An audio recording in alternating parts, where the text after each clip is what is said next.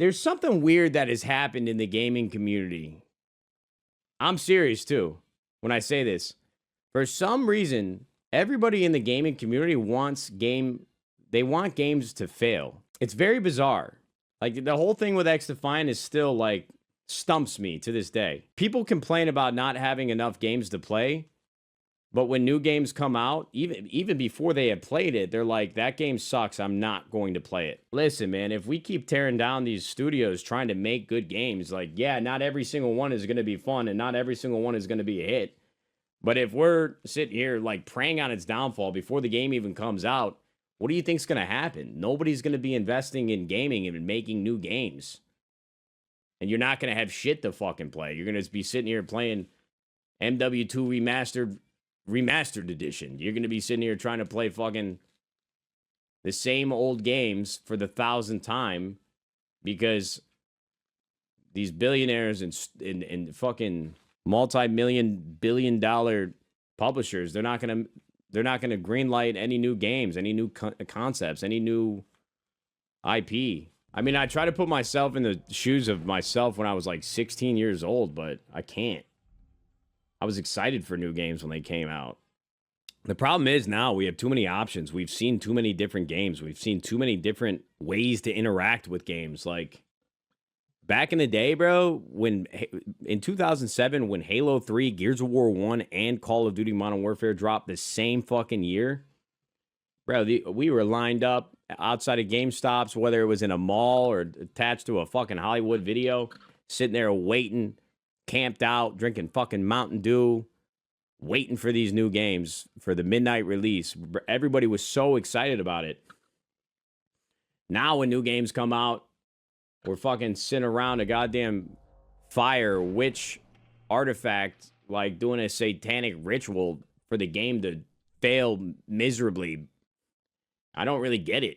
Alrighty, so I wanted to talk about this subject that a gamer named Nadeshot brought up recently, and he said there seems to be an ensuing number of people that are on the bandwagon of destructive criticism, where they don't want a developer to rise up. They prejudge certain games in this era now, and they want everything to fail. Do I agree with this sentiment? Do I believe that there are gamers now that are en masse that want certain games to fail for their own reasons? And I believe this is true. I do agree with them, but I want to say this is more of a complex situation. Number one, I don't think it's a problem to demand a certain level of quality now with certain games that come out, right? Like, we don't want broken, terribly optimized ports. I believe that's natural to have a certain level of wanting a game to be fundamentally functional when we play it outside of the box. I'm paying you $70. If $70 ain't working right, I think there is a right to complain.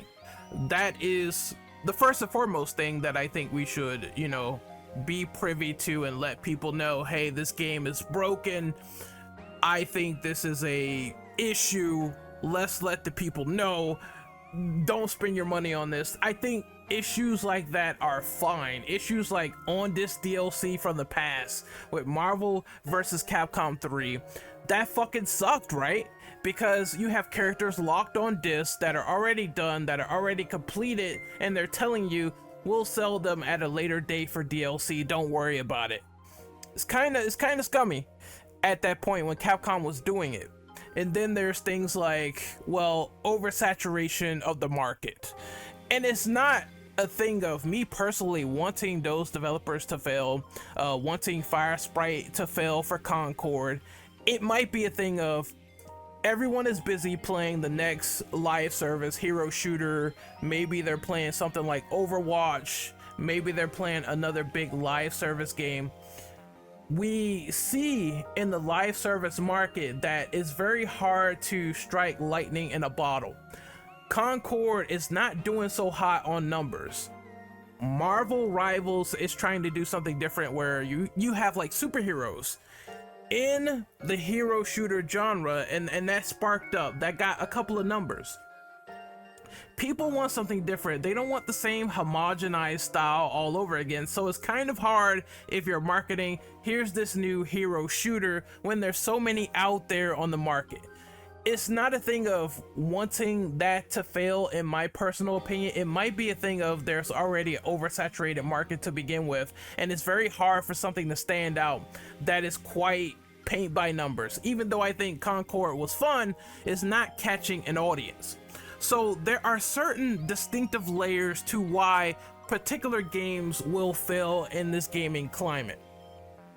If the game happens to embark on something like just way too many egregious micros, then I can see someone saying, okay, I'm not getting a full game, I'm getting a game sold at piecemeal, I'm gonna wait until it goes on sale.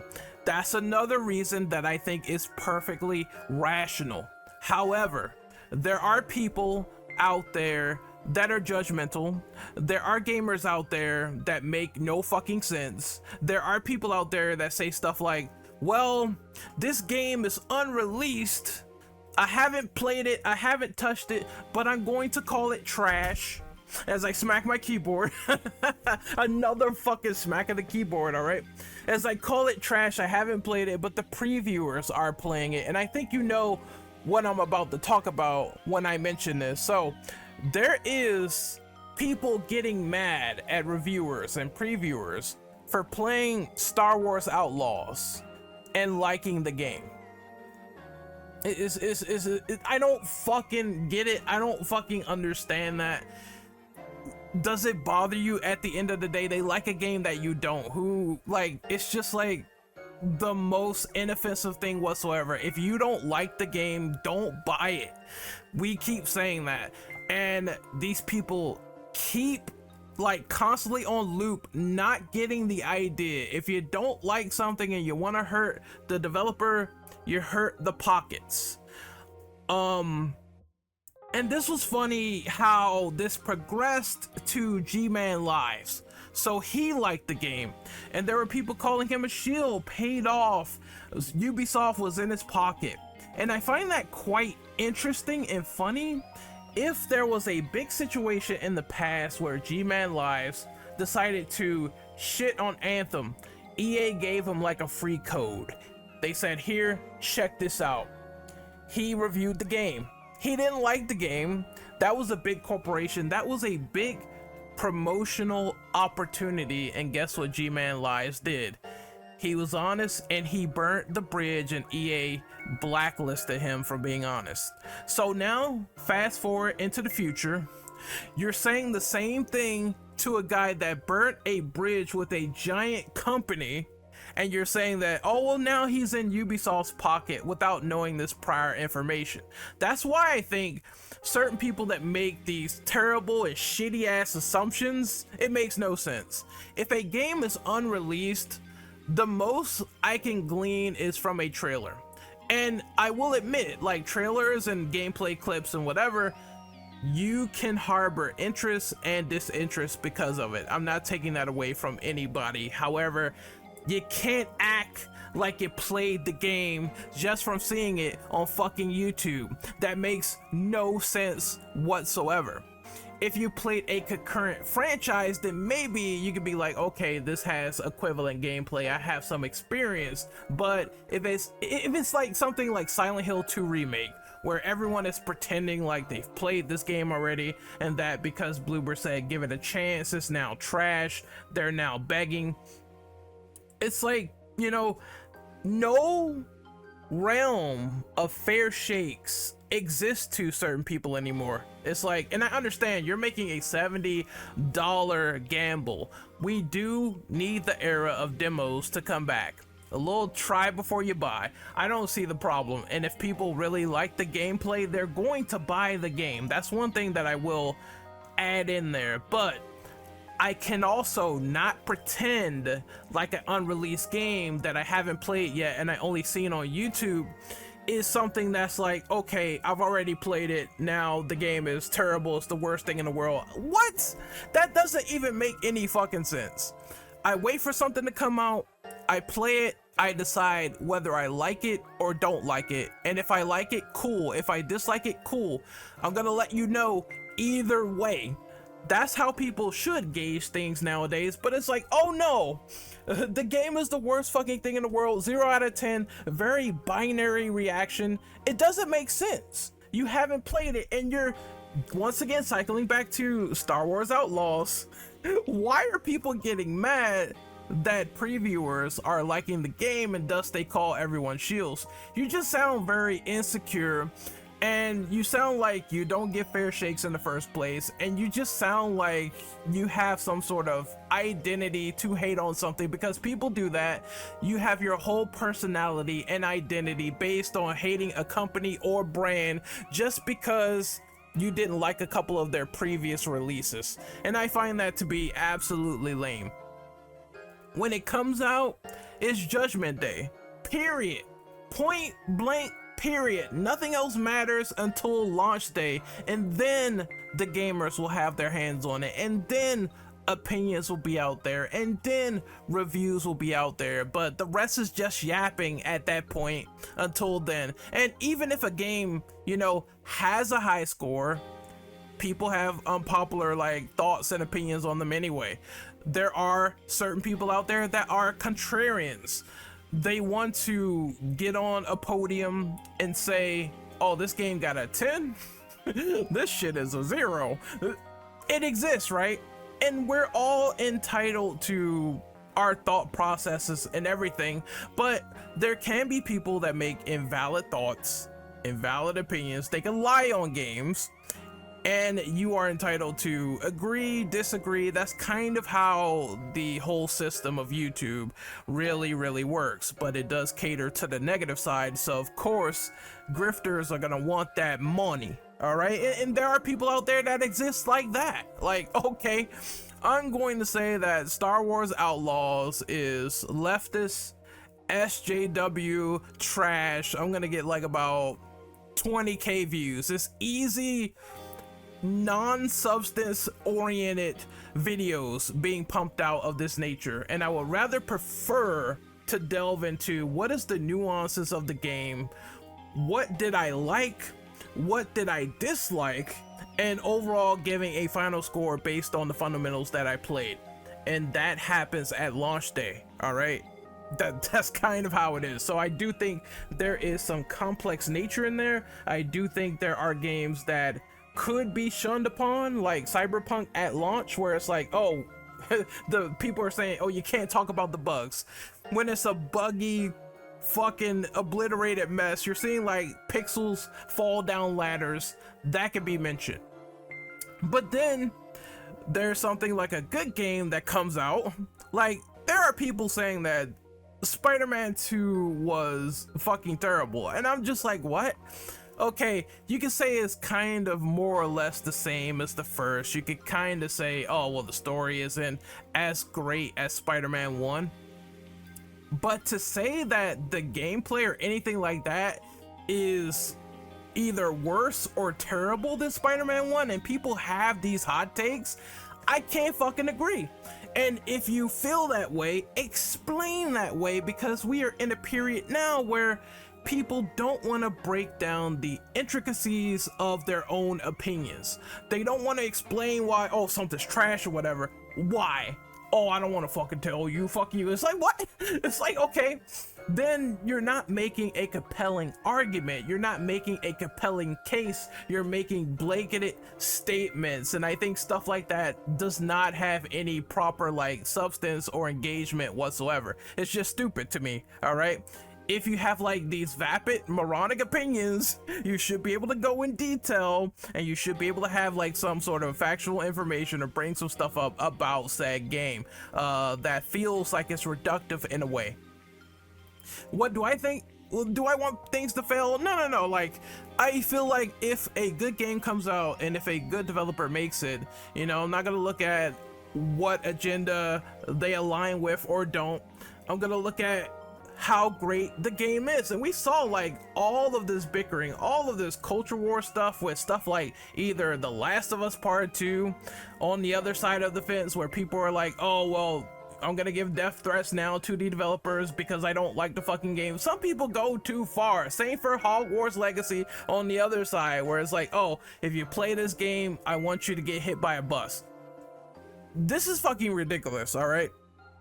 This is absolutely crazy. Again, the merit of the entire game should be discussed and should be broken down without all of this unnecessary fluff. And if people learn how to talk and convey their mindsets a little bit better than what they do now, then maybe someone would take you seriously. But no. Okay, and now it's either a binary answer.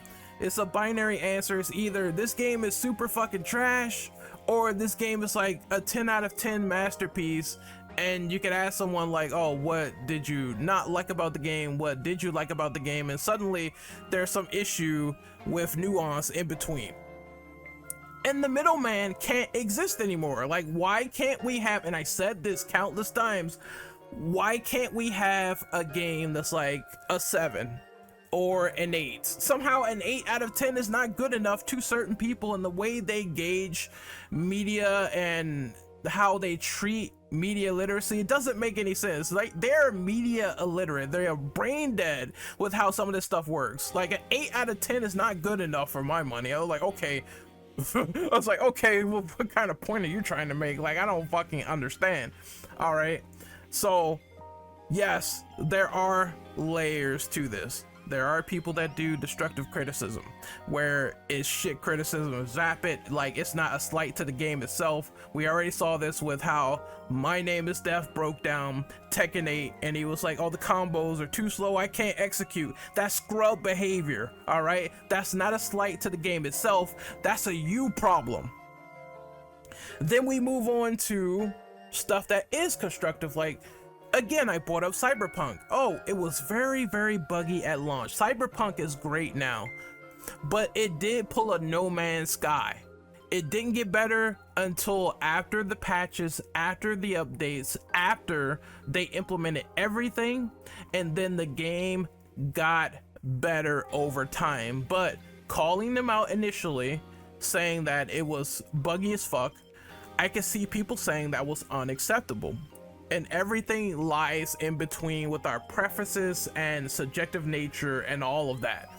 And I think there needs to be some better understanding as people talk, because I think the measure of whether you're going to take that person seriously or not will be introduced with their words initially, and if they are being biased for the game or against the game, you're gonna know automatically.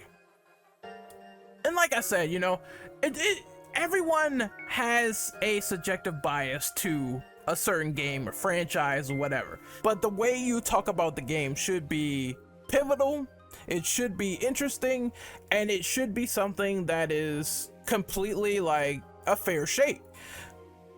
Like I said before, no more fair shakes are given these days at all. It's like one way or the other, no more fair shakes is given. It's like, if you're gonna call someone a shill or paid off or whatever, you better be giving the same title a fair shake. Oh wait, you're not, I'm not gonna take you seriously. Oh wait, you have invalid structure, you haven't played the game, I'm not gonna take you seriously.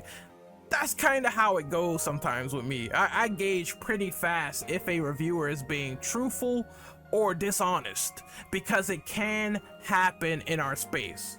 Either way, this is Renegade Operative. Hopefully you guys really enjoyed the video, the discussion, breaking down points. Do I think there is issues in the gaming community where people want developers, studios, and stuff like that destroyed? Yes, but at times is some of the blowback warranted to certain developers when they do certain things, like they try to, you know, fuck the player completely, or rob you, put out a bunch of egregious micros. Like, in certain situations, that constructive criticism can be called to action, and someone can say, hey, this game is unfinished, I don't know about that. Yes, that part could also be true. The two things can be true at once, and that's what I feel about this entire argument. Also, PS, bring back demos. game developers. I think demos is the perfect way to instill even more confidence if you really want to put something out there. Just as a tip, suggestion, you know, just throwing that out there a little bit. Anyway, I'm signing off for real. Keep fantastic, and I'll see you later.